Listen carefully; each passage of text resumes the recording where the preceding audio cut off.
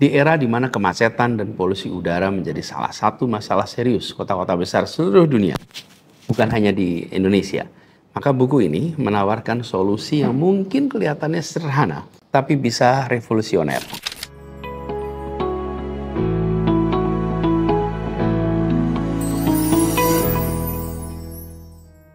Assalamualaikum warahmatullahi wabarakatuh. Halo semuanya. Hari ini saya akan membahas sebuah buku yang bisa mengubah cara pandang kita tentang transportasi di perkotaan, khususnya kota besar. Kalau dalam konteks Indonesia ya Jakarta dan kota-kota besar lainnya di Indonesia. Bukunya judulnya unik, Copenhagenize: The Definitive Guide to Global Bicycle Urbanism. Ini karya Mikael Colville Anderson, seorang perancang perkotaan yang cukup terkenal. Colville Anderson ini telah bekerja dengan puluhan kota global untuk meningkatkan penggunaan sepeda sebagai alat transportasi utama. Kadang-kadang kita menempatkan sepeda itu sebagai alat olahraga. Lupa bahwa sepeda juga adalah alat transportasi selain untuk olahraga. Nah, di era di mana kemacetan dan polusi udara menjadi salah satu masalah serius kota-kota besar seluruh dunia, bukan hanya di Indonesia, maka buku ini menawarkan solusi yang mungkin kelihatannya sederhana, tapi bisa revolusioner. Apa itu? Menjadikan sepeda sebagai bagian integral dari kehidupan perkotaan. Kita semua tahu bagaimana kondisi lalu lintas di Jakarta, kondisi lalu lintas di kota-kota besar lainnya di Indonesia. Apa sih yang muncul di kota-kota besar di Asia Tenggara juga? Kemacetan yang parah, polusi udara yang tinggi, sistem transportasi umum yang masih perlu peningkatan serius. Terus bagaimana dengan sepeda? Nah, ini yang mungkin perlu kita pikirkan. Kira-kira pertanyaannya, mungkinkah kota besar seperti Jakarta, seperti Surabaya, seperti Medan, Bandung, Jogja, Makassar menjadi kota yang ramah sepeda? Nah, disinilah buku Copenhagenize menjadi menarik. Karena Colville Anderson membahas begitu banyak tentang urbanisme sepeda. Tapi saya ingin fokus pada satu saja. Karena kalau bicara urbanisme sepeda itu di sini banyak sekali aspeknya. Saya ingin ambil satu saja, yaitu bagian pembahasan tentang apa sih mitos-mitos tentang bersepeda di perkotaan.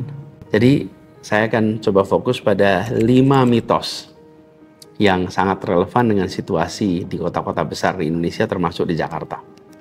Apa mitos yang banyak kita anggap sebagai faktor penyebab kenapa sepeda tidak menarik? Yang kita dengar sangat sering, Jakarta terlalu panas untuk bersepeda. Pertanyaannya, apakah hanya Jakarta yang mengalami situasi ini? Nah, Colville Anderson berpendapat bahwa cuaca panas bukan penghalang utama. Dia beri contoh kota-kota yang suhunya barangkali mirip dengan kita. Ada di Brisbane di Australia, ada Sevilla di Spanyol. Kota-kota ini punya suhu rata-rata di musim panas yang mirip dengan Jakarta. Tetapi mereka meningkatkan penggunaan sepeda secara signifikan. Menurut Colville Anderson, apa faktornya? Kuncinya adalah infrastruktur yang tepat. Bayangkan jika jalur sepeda dibuat pohon-pohon yang meneduhkan. Dengan pohon-pohon sepanjang jalan, maka keteduhan itu hadir. Juga fasilitas lain, misalnya tempat shower, tempat parkir, dan itu membuat cuaca panas menjadi lebih terkendali. Jadi, fasilitas-fasilitas disiapkan sehingga kenyamanan bersepeda tetap hadir walaupun suhunya tinggi. Itu mitos pertama. Mitos kedua, tidak ada ruang untuk infrastruktur sepeda. Ya, memang benar kota-kota besar termasuk Jakarta adalah kota yang padat. Tapi apa benar tidak ada ruang untuk sepeda? Nah, Colville Anderson menunjukkan bagaimana kota-kota padat. Jakarta bukan satu-satunya kota yang padat. Tokyo, New York, itu padat sekali. Tapi ketika inisiatif itu dibangun, diciptakan ruang untuk sepeda, maka berubah kondisinya. Jadi kuncinya apa? Kuncinya adalah relokasi ruang jalan. Jadi kita pernah coba sebagian jalur-jalur yang digunakan oleh kendaraan bermotor itu diubah menjadi jalur sepeda yang aman. Nah, bahkan kita juga pernah lakukan trotoar diperlebar untuk mengakomodasi pejalan kaki dan pesepeda. Jadi ini bukan menghilangkan kendaraan bermotor seperti mobil dan sepeda motor, tapi tentang memberikan pilihan transportasi yang lebih beragam. Semua mode transportasi dapat kesempatan untuk menggunakan jalan yang sama.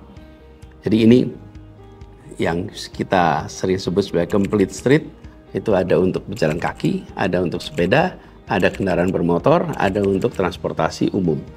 Ini adalah sebuah konsep complete street. Mitos ketiga, harga mobil, harga motor terlalu murah sehingga orang tidak mau bersepeda. Nah, ada anggapan karena mobil harganya lebih terjangkau, motor harganya lebih terjangkau, maka orang tidak mau beralih ke sepeda. Tapi Colville Anderson ini menunjukkan sudut pandang yang berbeda. Dia berpendapat bahwa bukan tentang harga motor, bukan tentang harga mobil, tapi tentang biaya sebenarnya dari penggunaan kendaraan bermotor ini. Jadi di Jakarta kita bisa lihat, misalnya waktu yang terbuang dalam kemacetan, biaya parkir yang harus dikeluarkan, biaya bahan bakar, biaya perawatan, biaya kesehatan yang harus muncul. Nah, itu semua menurutnya adalah faktor yang harus dipertimbangkan. Jadi, jika kebijakan transportasi dan parkir di kota-kota besar ini berubah menjadi lebih mendukung pada penggunaan sepeda, misalnya anggaran untuk infrastruktur sepeda atau menerapkan tarif parkir yang lebih tinggi untuk kawasan-kawasan pusat kota, maka kita akan bisa mengubah. Bahkan kalau bicara tarif parkir di Jakarta, di pusat bisnis seperti Jalan Sudirman, Jalan Kuningan, Jalan Tamrin, itu paling murah di seluruh dunia untuk kota metropolitan, terlalu murah. Akibatnya ya lebih murah naik kendaraan bermotor karena parkirnya amat murah. Di kota-kota metropolitan dunia lainnya, kawasan pusat bisnis pasti parkirnya lebih mahal. Nah, keempat, ini mitos yang sering kita dengar. Tidak ada yang bersepeda di sini.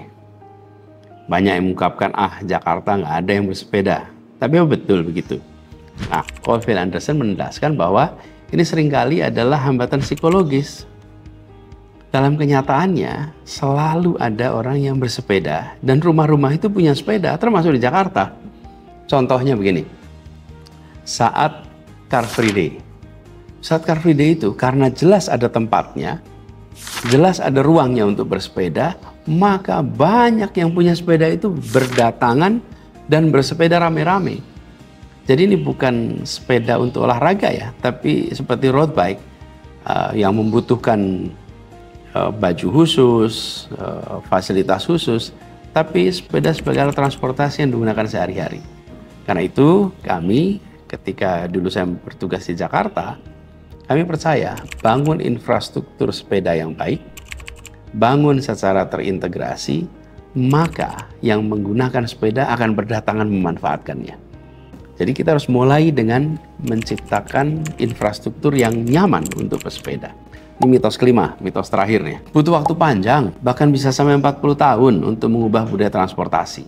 Nah, mitos bahwa mengubah budaya transportasi itu butuh waktu yang panjang, butuh waktu yang lama. Penulis ini, Colville Anderson, membantahnya dengan contoh-contoh nyata. Dia beri contoh misalnya, kota di Sevilla di Spanyol.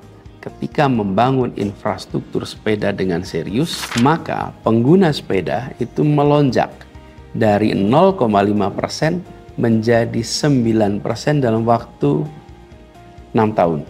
Itu lompatannya sebanyak 18 kali lipat. Itu lompatan yang sangat signifikan. Dari 0,5% sampai menjadi 9%, artinya hampir 10%. Paris itu berubah luar biasa cepat. Dari kota yang dikenal amat bergantung pada mobil, sekarang berubah menjadi kota yang ramah sepeda. Di dalam satu kepemimpinan wali kota yang progresif, namanya Anne Hidalgo. Nah, jadi masih terkait dengan mitos ini, ada juga yang menyebut Belanda misalnya. Lalu dikatakan Belanda kan udah dari dulu orang naik sepeda. Kalau Indonesia kan tidak. Karena itu nggak aneh kalau di Belanda banyak orang yang bersepeda. Ini sebetulnya mitos. Belanda itu dulunya amat pro kendaraan bermotor. Coba lihat foto-foto di internet. Tahun 70-an terjadi pergeseran. Ada sebagian kecil masyarakat yang mulai mengkampanyekan soal sepeda. Lalu pada tahun 78, persis sebelum pemilu, mereka menggelar demo menuntut para politisi Belanda untuk membangun kota-kota yang ramah sepeda. Baru 4 tahun kemudian, tahun 82, muncul rencana jaringan sepeda. Jadi, kota-kota Eropa yang kini nampak ramah sepeda itu, sesungguhnya dulu tidak begitu.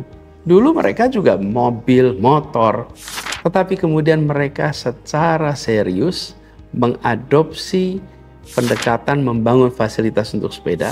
Jadi, mengapa Jakarta dan kota-kota besar Indonesia lainnya tidak bisa? Sebenarnya bisa saja.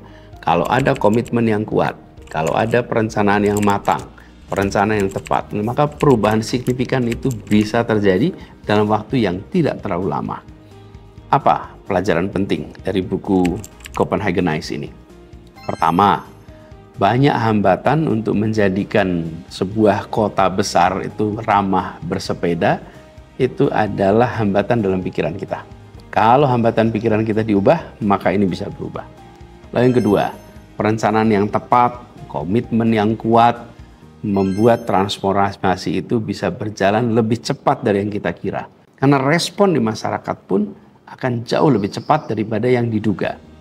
Karena itu bayangkan kota-kota besar kita dengan fasilitas untuk sepeda, maka mudah-mudahan nih udaranya jadi lebih bersih, jalan-jalan bisa lebih leluasa, tidak padat oleh kendaraan bermotor, dan yang tidak kalah penting, warganya juga sehat. Interaksi antar warga itu jauh lebih tinggi ketika bersepeda dibandingkan ketika menggunakan kendaraan bermotor.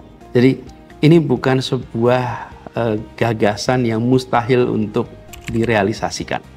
Ini adalah sebuah visi, sebuah pandangan yang bisa diwujudkan bersama-sama. Karena itu saya merekomendasikan ini buku Copenhagenize ini untuk siapa saja yang tertarik dengan masa depan transportasi perkotaan. Buat para wali kota yang mengelola kawasan-kawasan perkotaan dan juga jajarannya, ini penting. Buat warga, buat para aktivis, buat orang-orang yang bergelut dengan perkotaan dan transportasi perkotaan, buku ini penuh dengan wawasan, data-datanya lintas wilayah, dan bisa jadi inspirasi untuk kita bisa manfaatkan, kita bisa adaptasikan di kota-kota tempat kita tinggal. Nah, bagaimana menurut teman-teman semua? Kota-kota mana di Indonesia yang sudah siap untuk menjadi kota yang ramah sepeda? Tuliskan pendapat teman-teman di kolom komentar, dan mari kita sama-sama jadikan kota-kota kita kota yang lebih sehat, warganya yang lebih sehat, dan kota yang ramah lingkungan. Terima kasih. Assalamualaikum warahmatullahi wabarakatuh.